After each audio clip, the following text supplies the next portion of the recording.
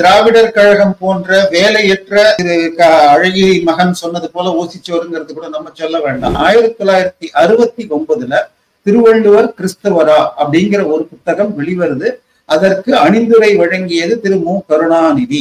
இன்னைக்கு தமிழ் தேசியம் பேசுற எல்லாரும் மீண்டும் மீண்டும் சொல்ற ஒரு கிறிஸ்தவ மதவெறி பிடித்த நபர். பூணலோடு ஜடாமுடியோடு உள்ள ஒரு முனிவராகத்தான் 14ஆம் நூற்றாண்டு திருவள்ளுவர் இருக்கிறார். சட்டத்துறை அமைச்சராக இருக்கிற ரகுபதி தகுதிக்கு கீழாக மிகவும் தரக்குறைவாக விமர்சித்திருக்கிறார். ஒரு குறளை கூட சொல்ல மாட்டாங்க, ஒரு அரை குறள் மாத்திரத்தை சொல்லி அதுக்கு பொருளையும் சரியாக புரிந்து கொள்ளாம திருவள்ளுவர் இந்திய ஞான மரபுக்கு எதிரி அப்படிம்பாங்க. சரி, திருவள்ளுவரை பெரும்பாலான அறிஞர்கள் எஸ்பெஷலி 20ஆம் நூற்றாண்டுல சமண முனிவர் அப்படின்னு சொல்லி இருக்காங்க. பிராமணர்களுக்கு உரியதாக பல குறட்பாக்களை திருவள்ளுவர் சொல்லியிருக்கார். மரப்பினும் ஓத்து கொழலாகும் பார்ப்பான் பிறப்பொழுக்கம் குன்றக்கடும். நல்ல ஆட்சிக்கு செங்கோல் அடையாளம். செங்கோல் இப்ப மோடிக்கும் கொடுத்தாங்க. அந்த செங்கோல் எதற்காக இருக்கணும்? மோசமான நாடுன்னா எப்படிங்க இருக்கும்? அதுக்கும் திருவள்ளுவர் சொல்லியிருக்கார். ஆபயன் குன்றும் அறுதொழிலாளர் நூல் மரப்பர் காவலன் காவான். அன்பழகன் எழுதிய ஒரு நூல்ல கூட காவி போட்ட திருவள்ளுவர் தான் இருக்கு. திருவள்ளுவர் தினம் என்பது தை 2ஆம் தேதி, அதாவது பொங்கலுக்கு அடுத்த நாள் என்று அரசாங்கம் அறிவித்து விட்டது. அப்படி இருக்கிறப்போ கவர்னர் எப்படி மாத்தலாம் அப்படிங்கிறாங்க. ஆனா திருக்குறளுக்கும் புதிய ஏற்பாடு ஏசுக்கும் தொடர்பு இல்லைங்கிறத அவர் எங்கேயுமே குறிப்பிடல. இதுதான் பிரச்சனை. திருக்குறள்ல இருந்துதான் சைவ சித்தாந்தம் வந்தது. இதை எதிர்த்து இந்து முன்னணி RSS காரர்கள் போராடினர். ஆனால் ஒன்றும் பெரிய பலன் கிடைக்கல. எவ்வளவுதான் கிறிஸ்தவர்கள் பொய் சொன்னா கூட ஒரு சில கிறிஸ்தவர்கள் நல்லவர்கள் அவ்வப்போது தோன்றிக் கொண்டிருக்கிறார்கள். திருக்குறளுக்கும் பைபிளுக்கும் எந்த தொடர்பும் இல்லை.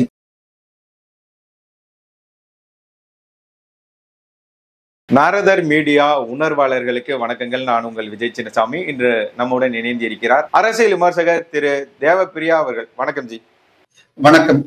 திருவள்ளுவர் தினத்தன்று தமிழ்நாடு ஆளுநர் மாளிகையில் ஆளுநர் RN ரவி அவர்கள் காவி உடை அணிந்த திருவள்ளுவரை வைத்து அதற்கு மரியாதை செலுத்தியிருக்கிறார். ஒரு உருவப்படத்தை வைத்து அதற்கு திமுகவினரும் சில இயக்கங்களும் இதற்கு எதிர்ப்பு தெரிவித்து விமர்சித்து வருகின்றனர். இது இந்த காவி உடையில் உள்ள திருவள்ளுவரை வணங்குவது என்ன ஒரு அவ்வளவு பெரிய குற்றமா? அது சரியா தவறா உங்களோட பார்வை? சரி, முதல்ல 2 விஷயத்த பண்ணணும். திருவள்ளுவர் தினம்னு சொன்னீங்க நீங்க. ஆக்சுவலா இது திருவள்ளுவர் அவதார தினம்னு நம்ம சொல்றது சரியாக இருக்கும்.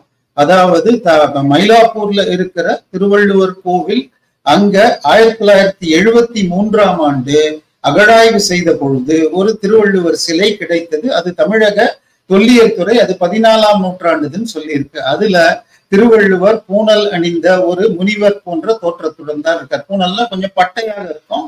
அதை நம்ம சைவ முறையில இது யோகப்பட்டைம்பாங்க. அதாவது வெற்று மார்போட இருக்கிறப்ப பூணல் மற்றவர்கள் கண்களுக்கு படக்கூடாதுங்கிறதுக்காக யோகப்பட்டை அப்படின்னு ஒண்ணு இரட்டை பூணல் இல்லாட்டி யோகப்பட்டைன்னு போட்டுப்பாங்க. அந்த யோகப்பட்டையோடு அதாவது பூணலோடு ஜடாமுடியோடு உள்ள ஒரு முனிவராகத்தான் 14ஆம் நூற்றாண்டு திருவள்ளுவர் இருக்கிறார். எனவே இதுதான் நடைமுறை உண்மை. சரி, இதற்கு அடுத்ததாக திருக்குறளை படிப்பவர்கள் முழுமையாக படிக்கணும். நீங்க சொன்னீங்க இதற்கு விமர்சனம் வந்திருக்குன்னு. இந்த விமர்சனத்துல அதாவது திராவிடர் கழகம் போன்ற வேலையற்ற திரு அழகிரி மகன் சொன்னது போல ஓசிச்சோருங்கிறது கூட நம்ம சொல்ல வேண்டாம். திரு சுபவி போன்றவர்கள்லாம் விமர்சிச்சிருக்காங்க. ஆனால் இது சட்டத்துறை அமைச்சராக இருக்கிற ரகுபதி தகுதிக்கு கீழாக மிகவும் தரக்குறைவாக விமர்சித்திருக்கிறார். அதுல என்ன பார்க்கணும்னு சொன்னா, திருக்குறள்ங்கிறது ஒரு 1330 குறட்பாக்களை கொண்ட ஒரு நூல். இப்போ அதுல அங்கிருந்து இங்கிருந்து ஒரு குறளை கூட சொல்ல மாட்டாங்க, ஒரு அரை குறள் மாத்திரத்தை சொல்லி அதுக்கு பொருளையும் சரியாக புரிந்து கொள்ளாம திருவள்ளுவர் இந்திய ஞான மரபுக்கு எதிரி அப்படிம்பாங்க. ஒரு உதாரணமா எல்லாருக்கும் தெரிஞ்ச குறள் அவர்கள் கூறுவது பிறப்பு ஒக்கும் எல்லா உயிர்க்கும். இது திருக்குறள் சனாதனத்திற்கு எதிரி, திருக்குறள் வைதீகத்துக்கு எதிரி, வேத மரபுக்கு எதிரி. இந்த குறளுக்கு முழு குறளை கேட்டா அதுவே பாதி பேருக்கு தெரியல. தெரிஞ்சவங்களும் அதுக்கு பொருளை புரிஞ்சு சொல்றாங்களான்னு பார்த்துருவோம். பிறப்பு ஒக்கும் எல்லா உயிர்க்கும் சிறப்பு ஒவ்வா செய்தொழில் வேற்றுமையான். பிறப்புன்னா என்ன? உறங்குவது போலும் சாக்காடு, உறங்கி விழித்தல் போலும் பிறப்பு. இந்த உலகத்தில் நாம் நுழைந்து இறந்து பிறந்து இறந்து மீண்டும் மீண்டும் பண்றோம். இது பிறப்பு ஒக்கும்னா என்ன? இப்படி நாம் இந்த உலகத்திற்கும் வரும் வழி, அதாவது தாய் கருவில் சுமந்து வரும் வழி எல்லோருக்கும் ஒரே போல அமைகிறது, காணப்படுகிறது. அமைகிறது கூட தப்பு, காணப்படுகிறது. ஏன்னா ஒக்கும் என்ற வார்த்தையை திருவள்ளுவர் இன்னொரு குறள்ல பயன்படுத்தியிருக்கார். அதுல தலைவியின் கண்ணும் பூவும் ஒக்குங்கிறார். அப்ப ரெண்டும் சமம்னு அர்த்தம் இல்லை. அதனால பிறப்பு எல்லோருக்கும் ஒன்று போல அமைகிறது, செய்யும் தொழில்களால் பெருமை மாறுபடுகிறது. இதுதான் இந்த குறளோட பொருள். இது எந்த விதத்துல வைதிக மரபிற்கு எதிர்ப்புன்னு யாருக்குமே தெரியல. இதற்கு அடுத்ததாக சரி, திருவள்ளுவரை பெரும்பாலான அறிஞர்கள் எஸ்பெஷலி 20ஆம் நூற்றாண்டுல சமண முனிவர் அப்படின்னு சொல்லி இருக்காங்க. எழுத்தாளர் சுஜாதா, வையாபுரி பிள்ளை என பலர் இதை சொல்லி இருக்காங்க. சீனி வெங்கடசாமி, இப்படி பலர் கூறியிருக்காங்க. ஆனால் அவர்கள் முழுமையா அனலைஸ் பண்ணியிருக்காங்க. அதாவது திருக்குறள்ங்கிறது 133 அதிகாரம், அறத்துப்பால், பொருட்பால், காமத்துப்பால். இந்த அறத்துப்பால்ல எடுத்துக்கிட்டீங்கன்னு வச்சுக்கோங்க, கடவுள் வாழ்த்துன்னு 4 குறட்பாக்கள் 1000 அமைந்திருக்கு. அதன் பிறகாக வெவ்வேறு இயல் கொண்டு மொத்தம் 38 அதிகாரங்கள் கொண்டது அறத்துப்பால். இதுல கொல்லாமை, புலால் மறுத்தல், இதெல்லாம் சமணத்திற்கு மிகவும் முக்கியமானவை. அதாவது நம்ம இந்து வைதீக சனாதன மரபுல உங்களுக்கு அனைவரும் ஒரு மாதிரியும் கிடையாது. அதாவது அந்த பிராமணர்கள் அல்லது அந்தணர்கள் இல்ல பார்ப்பனர்கள் புலாலை மறுக்கிறார்கள், ஆனா மற்றவர்கள் சாப்பிடலாம் அப்படிங்கறதுதான் பெரும்பாலான வழக்கு. சைவ பிள்ளைகள் இவர்களும் சாப்பிடுறது இல்லை. சோ மற்றவர்களுக்கு இது கட்டுப்பாடு இல்லை. எனவே இங்க எல்லாருக்கும் வலியுறுத்தி இருக்கு அப்படின்னு கொண்டுகிட்டு திருவள்ளுவர் சமணர் அப்படிங்கிறாங்க. இப்போ அஹிம்சையும் கொல்லாமையும் வலியுறுத்துற அதே திருவள்ளுவர் 550 என்ன சொல்றாருனால், கொலையின் கொடியோரை வேந்தொருத்தல் களை பிடுங்குவதற்கு போலங்கிறார். அதாவது நாட்டில் கொடுமையான தவறுகளை செய்பவர்களை அடியோடு கொல்தல், வேரோடு புடுங்கி எரியும் களையை பிடுங்குவதற்கு சமம் அப்படிங்கிறார். இப்போ இங்க கொல்லாமையை அவர் எதிர்க்கலையும் செங்கோன்மை அதிகாரத்துல இருக்கு. அதுக்கப்புறம் வீரருடைய பெருமைன்னு சொன்னா விழுப்புண் படாத நாள் எல்லாம் வீண் அப்படிங்கிறார். இந்த குறட்பாக்கள்லாம் யாருக்கு பொருந்தும்னு சொன்னால் இவை சத்திரியர்களுக்கு மட்டுமே பொருந்தக்கூடிய நாள். இப்ப என்னை போல கல்வியை பெரும்பாலாக நினைக்கிறது இல்ல புலவர்களுக்கு விழுப்புண் படாத நாள் வீண்கிறது கிடையாது. எனவே தர்மம்ங்கிறது அல்லது அறம் என்பது அவரவர் தொழிலுக்கு ஏற்ப மாறும். அதுதான் நம்மளுடைய மரபு. அதாவது மனித வாழ்க்கையை, தனி மனித வாழ்க்கையில 4 பருவங்கள் இருக்கு. நீங்க ஸ்கூல் படிக்கிற பருவம், மாணவ பருவம், சமஸ்கிருதத்துல பிரம்மச்சரியம். அதுக்கு அடுத்தது பொருள் ஈட்ட தொடங்கி கல்யாணம் பண்ணிட்டு வாழ்கிறோம், கிரகஸ்தாசிரமம் அல்ல குடும்ப வாழ்க்கை, இல்வாழ்வான். இதற்கு அடுத்தது ரிட்டையர்டு லைஃப். 58 வயசு ஆயிடுச்சு, 60 வயசு ஆயிடுச்சுன்னா ரிட்டையர்ட் பண்ணிட்டு வாழ்றீங்க. கொஞ்சம் கொஞ்சமா நீங்க ஒதுங்கிடுறீங்க. இப்ப நீங்க பிசினஸே பண்ணிட்டு இருக்கீங்கன்னு வச்சுக்கோங்க. உங்க அப்பா ஆரம்பத்துல சில அட்வைஸ் கொடுப்பார், அப்புறம் அவரு கூட ஒதுங்கிடுவார், நீ பாத்துக்கோன்னு சொல்லிட்டு. இத மனத்தவ நிலை அப்படிங்கிறோம். அதாவது இது வானப்பிரஸ்தம் அப்படின்னு சொல்லிட்டு சம்ஸ்கிருதத்துல சொல்லப்படுது. முழுமையா துறவு கண்டவங்களை புறவர நிலைங்கிறோம். திருவள்ளுவர் இதனாலையும் அப்படியே ஏத்துட்டு இருக்கார். இதற்கு அடுத்ததாக சமூகத்துல செய்யும் தொழில் அடிப்படையில கல்வியை பிரதானமாக செய்து தொழில் செய்பவர்களை பிராமணர்கள், அந்தணர்கள், கல்வி மற்றும் இறைப்பணி. இதற்கு அடுத்தது அரசாங்க பணி செய்பவர்களை சத்திரியர்கள் என்றும், உற்பத்தி வியாபாரம் செய்பவர்களை வைசியர்கள் என்றும், இந்த மூவருக்கும் உதவுபவர்களை சூத்திரர்கள் என்பது மரபு. இப்போ பிராமணர்களுக்கு உரியதாக பல குறட்பாக்களை திருவள்ளுவர் சொல்லியிருக்கார். மரப்பினும் ஓத்து கொழலாகும் பார்ப்பான் பிறப்பொழுக்கம் குன்றக்கடும். பிராமணன் என்பவன் தான் கற்ற வேதங்களை மறந்தாலும் தன்னுடைய பிறப்புக்குரிய கடமைகளை செய்தால் இந்த உலகம் கெடும் அப்படிங்கிறார். அதே போல ஒரு நாடு எப்படி இருக்கணும், நல்லா இருக்கணும் அப்படின்னு சொன்னா நல்ல ஆட்சிக்கு செங்கோல் அடையாளம். செங்கோல் இப்ப மோடிக்கு கொடுத்தாங்க. அந்த செங்கோல் எதற்காக இருக்கணும்? அந்தரர் நூற்கும் அறத்திற்கும் ஆதியாய் நிற்பது மன்னவன் போல் அப்படிங்கிறார். ஒரு நல்ல மன்னவனுடைய செங்கோல் என்பது பிராமணர்களுடைய வேதங்களுக்கும் அதனிலிருந்து எழுந்த தர்ம சாஸ்திரங்களுக்கும் அடிப்படையாக இருக்க வேண்டும். சரி, இது நல்ல நாட்டுக்கு அடையாளம். மோசமான நாடுன்னா எப்படிங்க இருக்கும்? அதுக்கும் திருவள்ளுவர் சொல்லியிருக்கார். ஆபயன் குன்றும் அறுதொழிலாளர் நூல் மறப்பர் காவலன் காவான் எனில். ஒரு அரசன் முறையாக ஆட்சி செய்யாவிட்டால் அந்த நாட்டில் உள்ள பசுக்கள் பால் பயன் தராது, பால் வெண்ணெய் தயிர் போன்றவை கிடைக்காது, பிராமணர்கள் வேதங்களை மறப்பார்கள் அப்படிங்கிறார். அப்போ திருவள்ளுவர் அதுக்கு முன்னைய குரல்ல ராஜா சரியில்லைன்னா மழை பெய்யாது போகுங்க, மழை பெய்யறதை விட மோசமான வேலை உங்களுக்கு பிராமணர்களை வேதங்களை மறப்பார் என்று திருவள்ளுவர் கூறுகிறார். இப்ப இதுல இன்னொன்னு சொல்லணும். இப்ப அறுதொழிலாளர் நூல் மறப்பர், அந்தனர் நூல் அப்படிங்கலாம் வருதுன்னா உடனே இதெல்லாம் வேதங்களை குறிக்கல, பிராமணர்களை குறிக்கிறதுன்னு இல்லைன்னு எடுத்துப்பாங்க. இதுக்கு அவர்கள் கூறுகிற ஒரு இன்னொரு குரல் என்னன்னு சொன்னால், அந்தனர் என்போர் அறவோர் எவ்வுயிர்க்கும் செந்தன்மை கொண்டு ஒழுகலாம் அப்படின்னு சொல்லுவாங்க. திருவள்ளுவர் அந்தணர்னு சொல்லி 3 குரல்ல சொல்லியிருக்காருங்க. ஒரு குரல் கடவுள் வாழ்த்துல அறவாழி அந்தணன் தாள் பணிந்தார்க்கு அல்லால் பிறவாழி நீத்தல் அரிது. இது கடவுள் வாழ்த்துல இருக்கிறதுனால இது கடவுளை குறிக்கிறது. யாருமே அறவாழி அந்தணன்னா அறவழியில் நிற்கும் பிராமணன் காலை பிடித்து கொண்டால் தான் யாரும் பொருள் சொல்லல.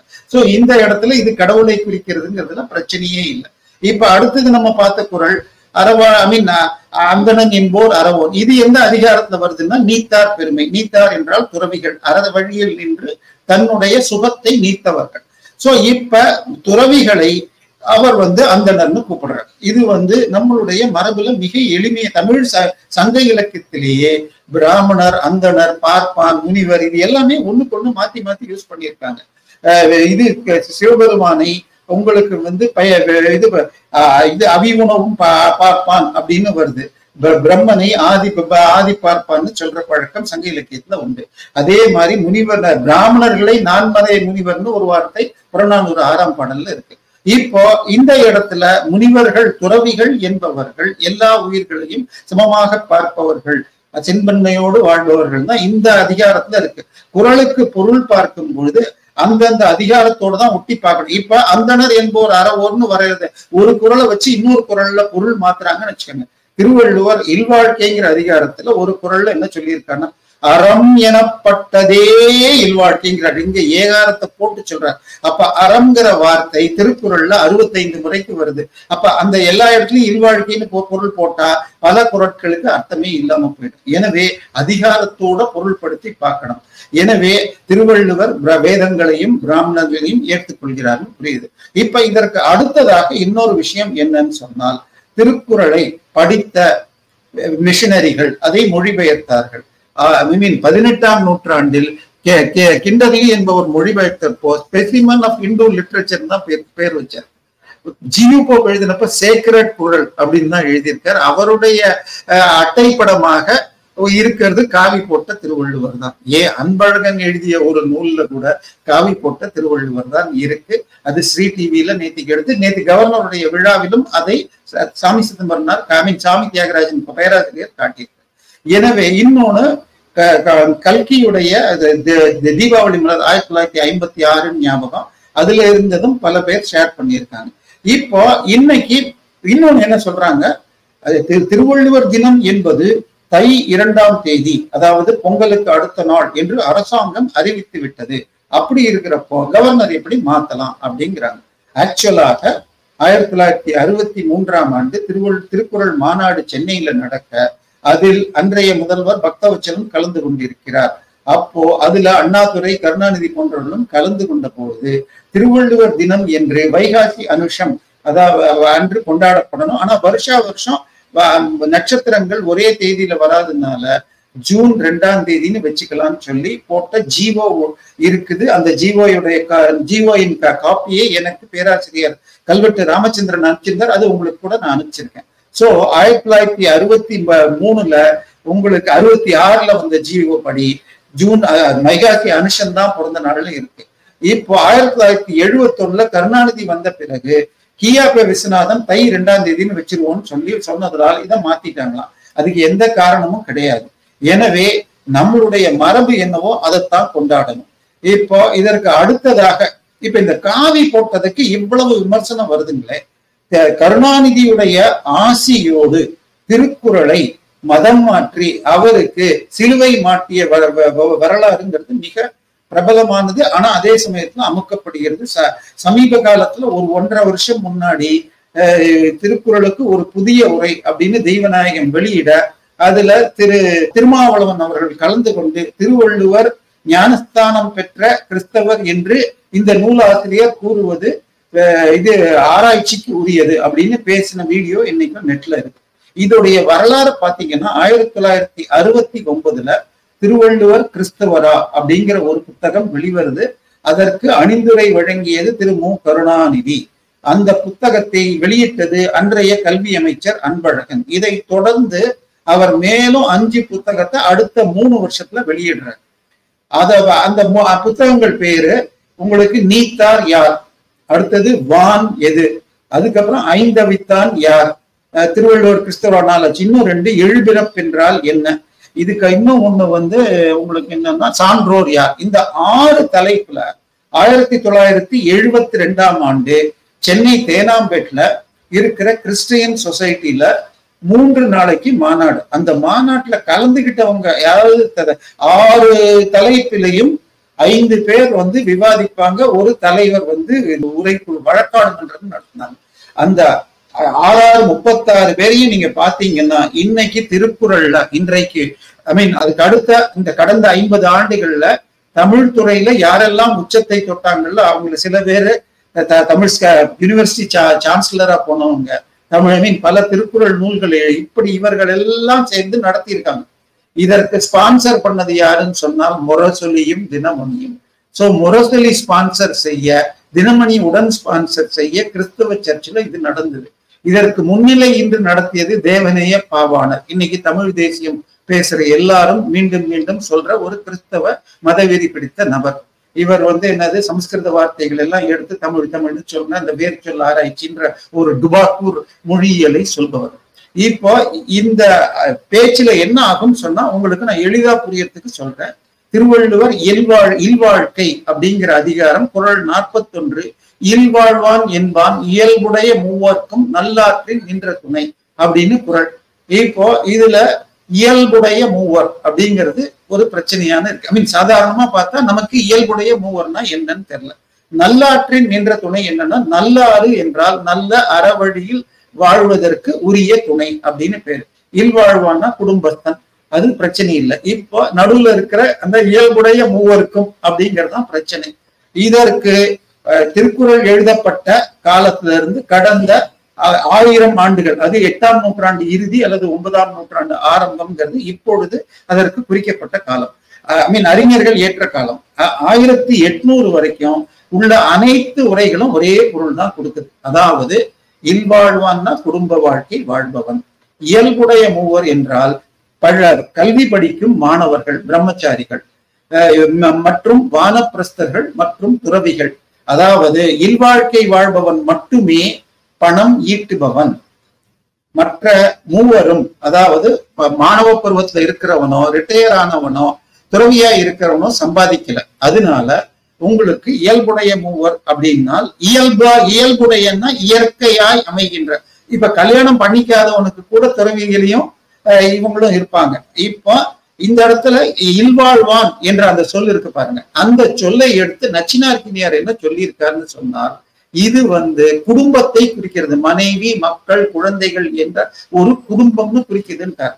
எனவே இதுதான் இந்த குறளுக்கு பொருள். ஆனால் இந்த குறளை சொல்லிவிட்டால் திருவள்ளுவர் ஆசிரமத்தை ஏற்றுக்கொண்டினார். கிரகஸ்தாசிரமம், இந்த ஆசிரமம் எல்லாத்தையும் பிரம்மச்சரிய ஆசிரமம் ஏத்துக்கிறாருங்கிறதுக்காக இந்த குறளுக்கு மாத்தி பொருள் பண்ணணும் அப்படிங்கிறது 20ஆம் நூற்றாண்டுல ஏற்பட்டது. அதுக்காக உதாரணமாக வா. சுபமாணிக்கனார், இவர் ஒரு பல்கலைக்கழக துணைவேந்தராய் இருந்தவர். வள்ளுவம் என்ற இவரது நூல் மிக பிரபலமானது. ஆனா இவர் என்ன பண்றாருன்னா இயல்புடைய மூவர்னா சேர சோழ பாண்டியர் அப்படின்னு எடுத்துக்கிறார். இது மாதிரி ஒரு 20 வகையாக ஆளுக்காள் சொன்னாங்க. கடைசியாக இப்போ மனைவி, பெற்றோர், மனைவி, மக்கள் அப்படின்னு இப்ப எழுதிட்டு இருக்காங்க. இது கல்யாணம் பண்ணிக்காதவனுக்கு என்ன வரும், குழந்தையே இல்லாதவனுக்கு என்ன ஆகும், அப்பா அம்மா இல்லாத திருமணம் ஆகிறதுக்கு முன்னாடி அப்பா அம்மா இழந்தவன், இயல்புடைய மூவர்னா எல்லாருக்கும் வருது. சோ எனவே திருவள்ளுவர் சொன்ன பொருளை விட்டு மற்ற பொருளுக்கு போறது. இப்ப இந்த இயல்புடைய மூவருக்கு யார் யாரெல்லாம் தப்பு தப்பா பொருள் கொடுத்தாங்களோ அதை வச்சுக்கிட்டு அவங்களையெல்லாம் வழக்காடு மன்றத்துக்கு அழைக்கிறது. சோ இப்ப அவங்க எல்லாம் சொன்னா நீங்க இப்படி பொருள் பண்ணா நாங்க ஏன் கிறிஸ்தவ முறையில பொருள் பண்ணக்கூடாது அப்படின்னு அதுக்குதான் இந்த மெத்தடாலஜியே. இப்போ இந்த வழக்காடு மன்றம் முடிஞ்ச பிறகாக எல்லாரும் அங்க எதிர்த்த புலவர்களால் மறுக்க முடியல. ஏன்னா அவங்க எல்லாமே இஷ்டத்துக்கு தன்னிச்சையாக வெவ்வேறு பொருளை கொடுத்திருந்தாங்க. ஆனால் வந்த மக்கள் மிகவும் வருத்தத்தோடு புலம்பி இருக்கிறார்கள். அதை பார்த்த உடனே நிகழ்ச்சியை முன்னிலை இது பண்ணி ஏற்பாடு செய்த தேவநேய பாவாணர் என்ன சொல்லிட்டாருன்னா, திருவள்ளுவர் என்னை பொறுத்த வரைக்கும் காலம் கிமு 300. அதனால இப்போ புதிய ஏற்பாடு செயின்ட் தாமஸ் சொல்லி கொடுத்துதான் திருக்குறள் வந்தது அப்படிங்கிறத நான் ஏத்துக்கல அப்படின்னு சொல்லிட்டு முடிச்சிட்டார். ஆனா திருக்குறளுக்கும் புதிய ஏற்பாடு ஏற்றுக்கும் தொடர்பு இல்லைங்கிறத அவர் எங்கேயுமே குறிப்பிடல. இதுதான் பிரச்சனை. இப்போ இது ஆன உடனே என்ன பண்றாங்க, தமிழ் புலவர்களால் இந்த மாதிரி கிறிஸ்துவ டுபாக்கூர் ஆராய்ச்சிகளை மறுக்க முடியலன்னு உடனே இதுக்கு இன்னும் கொஞ்சம் இது சேர்ப்போம், பலம் சேர்ப்போம்னு தேவநேய பாவாணர் பிளஸ் இதுக்கெல்லாம் ஃபண்டிங் செய்தது சென்னை சாந்தோம் சர்ச். அவங்க அந்த அருளப்பான்னு அன்னைக்கு ஆர்ச் பிஷப்பா இருந்தவர். அவர் என்ன பண்றாருன்னா, ஸ்ரீரங்கத்தை சேர்ந்த கணேஷ் ஐயர் என்பவர், அவர் கிறிஸ்துவத்திற்கு மதம் மாறி தன்னுடைய பெயரை ஜான் கணேஷ் ஐயர்னு வச்சிருந்தார். அவர் ஆங்கிலத்தில் மிக சரளமாக பேசி பல்வேறு இன்னைக்கு நம்ம அற்புத சுகமளிக்கும் கூட்டங்கள் மாதிரி பல்வேறு கூட்டங்களில் அவர் அந்த தென் மாவட்டங்கள் திருச்சி, ஸ்ரீவில்லிபுத்தூர் பகுதியில் நடந்து பேசிட்டு இருந்தார். அப்போ அவரை பற்றி கேள்விப்பட்டு ஸ்ரீவில்லிபுத்தூரை சேர்ந்த ஒரு பாஸ்டர் இவர் ஆர்ச் பிஷப்புக்கு இது அறிமுகப்படுத்துறார். உடனே அவருக்கு இவர் பார்க்கும் போதெல்லாம் 5000 10,000 அப்படின்னு கொடுத்து, நீங்கள் திருக்குறளுக்கு கிறிஸ்துவ ஓலைச்சுவடி தயாரிச்சு தரணும், அதாவது 1000 வருஷத்துக்கு முன்னாடியே திருக்குறள் கிறிஸ்தவ நூல் தான் அப்படின்னு தமிழ்லயே கிறிஸ்துவ ஓலைச்சுவடி, கிறிஸ்துவ அர்த்தத்தோட இருக்கிற ஓலைச்சுவடி தயாரிச்சு தரணும் அப்படின்னு பல ஆயிரக்கணக்கு பல 100 முறை கொடுத்திருக்காரு. அதாவது கிட்டத்தட்ட 2.5-3 வருடத்துக்குள்ள 14.3 லட்சம் கொடுத்ததா பின்னாடி கோர்ட் வந்தது. நான் வந்துடுறேன். சோ இப்படி நடந்து இது 76ல இருந்து 78 வரைக்கும் நடந்துகிட்டு இருக்கு. இந்த 78 வாக்குல இவருக்கு என்ன பண்றாரு, இந்த ஆர்ச் பிஷப் அருளப்பா இந்த ஜான் கணேஷ் ஐயரை எப்படி இயேசுவுக்கு பிறகு பவுல் என்று அவர்கள் கிறிஸ்துவ மதத்தை ஏற்படுத்தினாரோ, எனக்கு நீங்கள் தான் பவுல், அதனால உங்களுக்கு ஆச்சாரியா பவுல்னு பெயர் கொடுக்குறேன்னு சொல்லிட்டு தன்னுடைய வீட்டு அட்ரஸ்லயே Acharya Paul care of archbishop house Santhome சென்னைன்னு போட்டு ஒரு பாஸ்போர்ட் வாங்கி அமெரிக்கா மற்றும் ஐரோப்பா டூர் அழைச்சிட்டு போய் அன்றைய போப்பை போய் சந்திச்சிருக்காங்க. இப்படி சந்திச்சுட்டு இங்க திரும்பி வர்றப்போ இங்க இவர் கிட்டத்தட்ட 15 லட்சத்துக்கு மேல சர்ச்சு பணத்தை எடுத்து இதுக்கு செலவு பண்ணியிருக்காருன்னு ஆர்ச் பிஷப் மேல கீழே இருக்கிறவங்க கேஸ் போட்டாங்க. அதனால அவர் அந்த ரிசர்ச்சை முதல்ல நிறுத்துறாரு. அதுக்கப்புறம் தான் தப்பிக்கணும்னு சொன்னா ஒரே வழி ஜான் கணேஷ் தான் என்ன ஏமாத்திட்டாருன்னு அவர் பேர்ல வழக்கு போட்டு அவர் கைதாகி அவர் ஜெயில இருக்கிறார். 59 நாள் ஜெயில இருந்து 60 நாளைக்குள்ள எஃப்ஐஆர் போடலன்னா வெளியில விட்டானுங்கிறது சட்டம். அதுபடி வெளியில வர கேஸ் பல வருடங்கள் நடந்தது. சிபிஐ உள்ளே நுழைந்து இந்திரா காந்தி 1984ஆம் ஆண்டு மீண்டும் 83 வாக்குல இந்த வழக்குல 2 பேரையும் காம்ப்ரமைஸ் சொல்லி கீழ் நீதிமன்றத்துல என்ன சொல்றாருன்னா, இந்த ஜான் கணேஷ் ஐயர் நான் தவறு செய்தேன்னு ஒத்துக்கிட்ட உடனே அவருக்கு 11 மாசம் ஜெயில் அப்படின்னு தண்டனை கொடுக்குறாங்க. அந்த தண்டனை கொடுத்த மறுநாளே இந்த சாந்தோம் சர்ச்சும் ஜான் கணேஷ் ஐயரும் போய் ஹைகோர்ட்ல போய் நாங்க ரெண்டு பேரும் கோர்ட்டுக்கு வெளியில சமாதானம் பண்ணிக்கிட்டோம், அதனால இந்த வழக்கை முடிச்சு வச்சிருங்க அப்படின்னு சொல்ல, அப்ப அந்த அவருக்கு அந்த கொடுத்த பணம் எல்லாம் என்னன்னு சொன்னால் பிக்சட் டெபாசிட்டாக பேங்க்ல இருக்கிறத மாத்திரம் திருப்பி கொடுக்கட்டும், பெரிய நகைகளை கொடுக்கட்டும், மீதம் அவர் வாங்கிய வீடு மற்ற சின்ன சின்ன பொருட்களை வைத்துக் கொள்ளட்டும் அப்படின்னு சொல்லி அவுட் ஆஃப் கோர்ட் செட்டில்மெண்ட் போய் அவர் ஏற்கனவே இருந்த 59 நாட்கள் மட்டும் ஜெயில் தண்டனைன்னு குறைச்சு ஜெயிலுக்கே அழைச்சிட்டு போல. இது சாந்தம் கோர்ட் காம்ப்ரமைஸ் பண்ணிடுச்சு. ஆனால் இது அன்அபிஷியலாக இவர்கள் மோசடி தனியா இருக்குது. ஆனா அபிஷியலாக சென்னை பல்கலைக்கழகத்துல international institute of Tamil studies அப்படிங்கிறது அதுக்கு கீழே ஒரு அறக்கட்டளையை நிறுவி சாந்தோம் சர்ச்சு திருக்குறள் விவிலியம் சைவ சித்தாந்தம் அப்படின்னு ஒரு பிஹெச்டி செயின்ட் தாமஸ் சொல்லி கொடுத்து தான் திருக்குறள் வந்தது, திருக்குறள்ல இருந்து தான் சைவ சித்தாந்தம் வந்தது அப்படின்னு ஒரு பிஹெச்டி 1983ல வருது. இதை எதிர்த்து இந்து முன்னணி RSS காரர்கள் போராடினர். ஆனால் ஒன்றும் பெரிய பலன் கிடைக்கல. இதுல திரு வேத பிரகாஷ் அவர்கள் இதுல நிறைய இது பண்ணி ஒரு நூலையும் வெளியிட்டிருக்கார், இந்தியாவில் செயின்ட் தாமஸ் கட்டுக்கதைன்னு. தர்மபுர ஆதீன மடத்திலிருந்து திரு தெய்வநாயகத்தை கூப்பிட்டு வாருங்கள், உங்கள் கிறிஸ்துவ நாலெட்ஜையும் சைவ நாலெட்ஜையும் டிஸ்கஸ் பண்ணலாம் அப்படின்றாரு. அவர் வராரு, வந்து டிஸ்கஷன் பண்றப்ப அவங்க எந்த கேள்வி கேட்டாலும் மூவொருமை கோட்பாடு, இயேசு, பிதா, சுதன் ஆவி, இதை தவிர எதுவும் சொல்லாம அப்படியே பலபலன்னு முணுமுணுத்துக்கிட்டு நின்றுட்டு இருந்துட்டு கடைசியில நான் தான் ஜெயிச்சேன்னு வீடியோ போட்டு நெட்ல இன்னைக்கும் அந்த வீடியோ இருக்கு.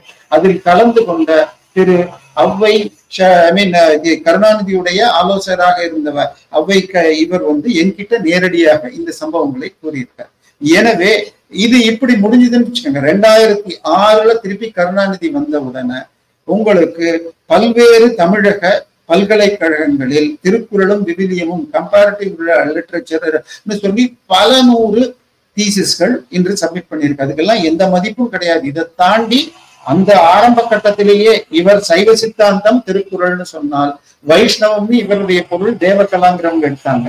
இன்னொன்னு பிரம்மசூத்திரமே செயின்ட் தாமஸ் சொல்லி கொடுத்ததுதான் அப்படின்னு சொல்லிட்டு இன்னொருவர் சித்தர் இலக்கியங்கள் எல்லாம் கிறிஸ்துவத்திலிருந்து வந்தது அப்படின்னு சொல்லி இன்னொன்னு மைக்கேல் ஃபோரடேன்.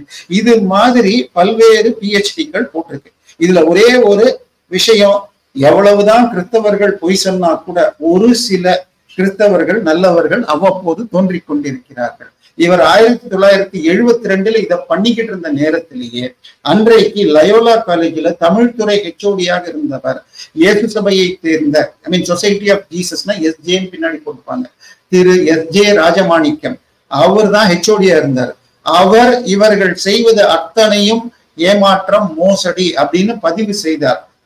அவரை பற்றி கேள்விப்பட்டு இது திருப்பதியில் உள்ள ஸ்ரீ வெங்கடேஸ்வரா பல்கலைக்கழகத்தில் அன்றைக்கு தமிழ்துறை தலைவராக இருந்தது சுப்பு வெங்கட ரெட்டியார், அவர் கூப்பிட்டு ஒரு மாநாடு நடத்துறார், திருக்குறள் பற்றிய ஒரு செமினார் நடத்துறார். அதுல திருக்குறளும் கிறிஸ்துவமும், திருக்குறளும் இஸ்லாமும் அப்படின்னு திருக்குறளும் ஒவ்வொன்றை பத்தி வெவ்வேறு இவர் கிறிஸ்துவமும் பேசுறப்ப நான் படித்தவரை திருக்குறளில் கிறிஸ்தவம் எங்குமே இல்லை. திருக்குறளில் கூறப்படும் நல்ல போதனைகள், அறக்கருத்துக்கள் இருக்கலாம், மற்றபடி திருக்குறளில் இல்லை. இன்னொன்னு, திருக்குறளில் 27 குறட்பாக்களில் இந்திரன், தாமரை, லக்ஷ்மி, காமன், இது போல பல்வேறு தெய்வங்கள் உள்ளது. ஆனால் எங்குமே பிதாசுதன் ஆவி இயேசு என்ற பெயர் கூட இல்லை அப்படின்னு சொன்னவர் நிற்க, இந்த நேரத்தில் சிலர் புலவர் தெய்வநாயகம் என்பவர் திருவள்ளுவர் கிறிஸ்தவர் என்று பல நூல்களை எழுதியுள்ளாரே என்று கேட்கக்கூடும். நான் அவருடைய அனைத்து நூல்களையும் படித்தேன். அவர் திருக்குறள் ஒரு அதிகாரத்தில் கூறிய ஒரு குறளை வைத்துக் கொண்டு அதற்கு தொடர்பில்லாத வேறொரு அதிகாரத்தில் ஒரு குறளை வைத்துக் கொண்டு மோசடியாக பல்வேறு விதங்களை செய்கிறார். இது ஆய்வு நெறிக்கு உட்பட்டது அல்ல, இது முழுவதும் தவறு அப்படின்னு சொல்லிட்டு அவர் 1974 உங்களுக்கு பதிவு செய்யறார். ஆனா 83 தான் PhD கிடைக்குது. அப்ப தமிழகத்துல இருக்கிற பல்கலைக்கழகங்கள் எவ்வளவு மோசமா இருக்கு திராவிட ஆட்சிக்கு கீழன்னு பார்க்கலாம். இதற்கு நடுவுல உங்களுக்கு மதுரை காமராஜர் பல்கலைக்கழகத்துல திருக்குறளும், அதாவது உங்களுக்கு 1968 உலக தமிழ் மாநாடு நடந்தது. அதுல திருக்குறளுக்கு பத்தி ஆராய்ச்சி பண்றதுக்கு குறள் பீடம்னு சொல்லி 3 பல்கலைக்கழகங்கள்ல அமைக்கிறாங்க. அதுல சென்னை பல்கலைக்கழகம், மதுரை காமராஜர் பல்கலைக்கழகத்திலிருந்து திருக்குறளும் கிறிஸ்தவமும் பைபிளும் விவிலியமும் அப்படின்னு சொல்லிட்டு ஒரு நூலை எழுதுறதுக்கு பேராசிரியர் காமாட்சி சீனிவாசன் அப்படிங்கிறவங்கள போடுறாங்க. அவங்க இலங்கையில பிறந்து இங்க வந்தவங்க, அவங்க பிறப்பில் சில முதுகு கூன் கொண்டவர்கள், ஆனால் மிகவும் நேர்மைக்கு பிற்பட்டவர், அறியப்பட்டவர். அவர் என்னடான்னா அந்த ஆராய்ச்சி ஏற்பட்டிருந்த பொழுது தனக்கு ட்ரீட்மெண்ட்டுக்காக CMCக்கு போயிட்டு இருந்தார். அப்போ அங்க இருந்த சில கிறிஸ்தவ நன்ஸுடைய அர்ப்பணிப்பை பார்த்து கிறிஸ்தவத்தை ஏற்றுக்கொண்டிருந்தார். அதனால அவர்கிட்ட கொடுத்தாங்க. சைவத்துல பிறந்தவர். அப்ப அவர் என்ன பண்றார், திருக்குறளும் விவிலியமும் ஒரு புத்தகத்தை சப்மிட் பண்றார். அதுக்கப்புறம் குறள் கூறும் சமயம் அப்படிங்கிற புத்தகத்தை சப்மிட் பண்றார். ஆனால் அவை பப்ளிஷ் பண்றப்ப அவர் இறந்து போயிடுறார். அவர் இறந்த பிறகு பிராமண வெறுப்பாளர் திரு முருகரத்னம் துறை ஆசிரியர் தான் அந்த துறை ஆசிரியர் தலைமை தான் வெளியிட்டார். அவர் அந்த முன்னுரையிலே என்ன எழுதியிருக்காருன்னா, இவர் மரணப்படுக்கையில் இருந்த பொழுது நீங்கள் இப்பொழுது கிறிஸ்தவரா என்று கேட்டால் அவர் அதற்கு பதிலளிக்கவில்லை, மறுப்பாக தலையசைத்தார் அப்படின்னு எழுதியிருக்காங்க. அதாவது பைபிளை படிச்சால், பைபிளை ஆராய்ச்சி செஞ்சால் கிறிஸ்தவத்தை விட்டு போய்விட்டார்னு நம்ம புரிஞ்சுக்கலாம்.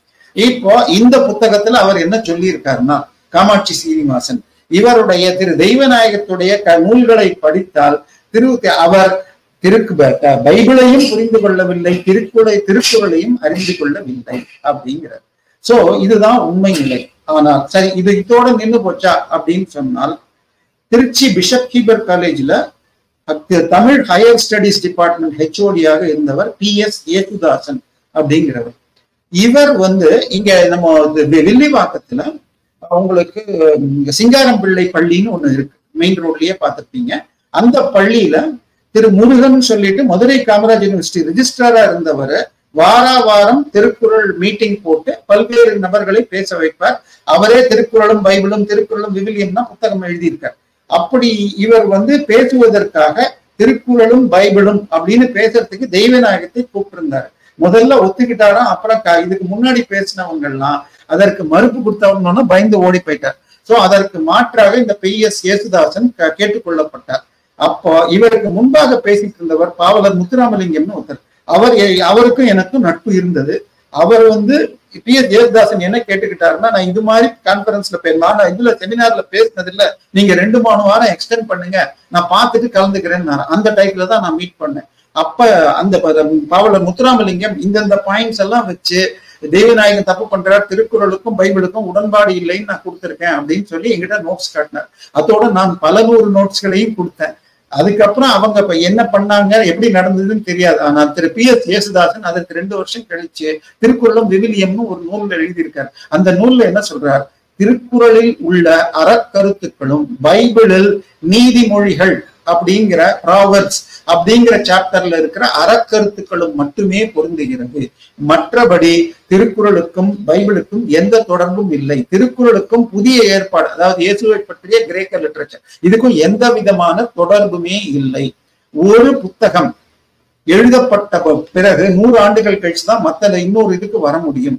அப்படி இருக்க வெவ்வேறு மொழிகளில் வெவ்வேறு 1000 கிலோமீட்டருக்கு உள்ள நூல் ஒன்னை சொல்லிதான் ஒன்னையும் சொல்ல முடியாதுன்னு அவர் தெளிவா அதற்கு மறுப்பும் கொடுத்துட்டார். இதையெல்லாம் உச்சமா போனோம்னா 2020 ஹார்வர்ட் யூனிவர்சிட்டியில ஜேசன் ஸ்மித் அப்படிங்கிறவர் திருக்குறளை பத்தி ஆராய்ச்சி செஞ்சு PhD வாங்கியிருக்கார். அதுல அவர் என்ன சொல்லியிருக்காருன்னா, 2 பேரை எடுத்துக்கிட்டு இருக்காரு. திருக்குறள் சமணம் அப்படின்னு சொல்றதுக்கு சக்கரவர்த்தி, ப்ரொஃபசர் சக்கரவர்த்தி நாயனார் அப்படிங்கிறது ரொம்ப ஃபேமஸ்.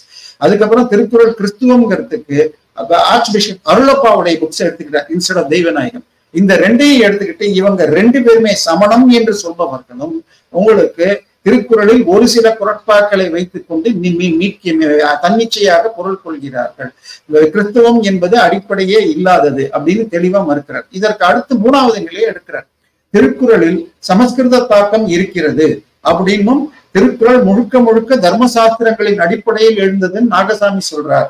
ஆனால் இதற்கு மாறாக திருக்குறள் முழுக்க முழுக்க தமிழர் நூல் அப்படின்னு சொல்லிட்டு அவ்வை துரைசாமி பிள்ளை போன்றவர்கள் எழுதியிருக்காருன்னு சொல்லிட்டு, அவ்வை துரைசாமி போன்ற அவர்கள் எழுதியுள்ளதில் திருக்குறளில் பல்வேறு குறட்பாக்கள் நேரடியாக மனுஸ்மிருதி, பகவத்கீதை மற்றும் பல்வேறு 100க்கும் மேற்பட்ட குறட்பா அப்படியே நேரடி டிரான்ஸ்லேஷன் மேல அமைஞ்சிருக்கு என்பதை பல்வேறு பேராசிரியர்கள் சுட்டிக்காட்டி இருக்கிறார்கள். அப்படி இருக்க சமஸ்கிருத தொடர்பு இல்லை என்பவர்கள் இதற்கு எந்த விதமான விளக்கமும் கொடுக்கலன்றார். அதாவது திருக்குறள் முழுக்க முழுக்க சனாதன வைதீக நூல் என்பதில் பன்னாட்டு அறிஞர்களிடையே எந்தவித கருத்து வேறுபாடும் இல்லை.